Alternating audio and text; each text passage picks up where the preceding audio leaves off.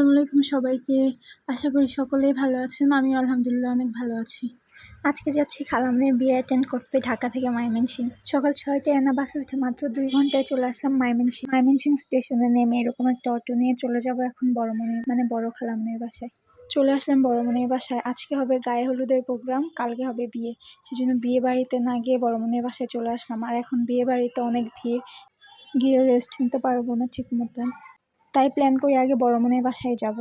তো বড়মনির বাসায় এসে ফ্রেশ হয়ে রেস্ট নিয়ে খাওয়া দাওয়া করে মেহেদি লাগাতে বসে পড়লাম।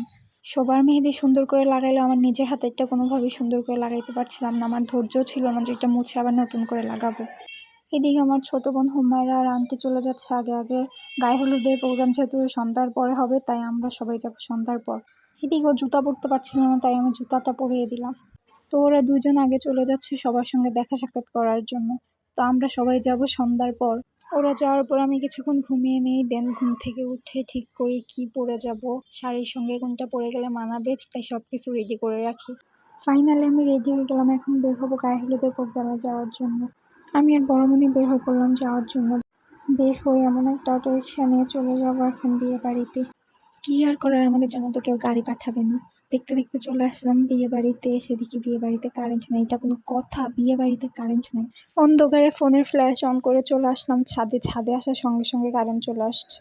ছাদে এসে দেখি এই রুমটা এত সুন্দর করে সাজানো হয়েছে গায়ে হলুদের প্রোগ্রামের জন্য আর বিয়ের প্রোগ্রামের জন্য। আর এইদিকে আমি ভিডিও করতে করতে দেখি ছেলের বাড়ি থেকে লোক চলে আসছে কনেকে দেখার জন্য। তাই ওদেরকে বসতে দিয়ে এখন আমরা চলে যাব নিচে। নিচে যাওয়ার সময় সিঁড়িতে সুন্দর আলপনাটা দেখতে পাই, যেটা আমি আগে খেয়াল করিনি, কারেন্ট ছিল না তাই। নিচে এসে দেখতে পাই ছেলের বাড়িতে ডালা পাঠানোর জন্য অনেকগুলো ডালা সাজানো হচ্ছিল, আর এই ডালাগুলো দেখতে অনেক বেশি ভালো লাগে। ছেলের বাড়ির সব গেস্টরা চলে যাওয়ার পর আন্টির সব ফ্রেন্ডরা এসে ছবি তুলে ভিডিও করে। দেন আন্টির 2টো ফ্রেন্ড চলে যাবে, সেই জন্য আগে আগে কেকটা কেটে ফেলে। এইখানে গায়ে হলুদের প্রোগ্রাম ঠিকই হয়েছে, কিন্তু কোনেকে হলুদ লাগানো হয় নাই। সবাই ফটোশুট নিয়ে এত বিজি ছিল, হলুদ লাগানোর কথা ভুলেই গেছে সবাই।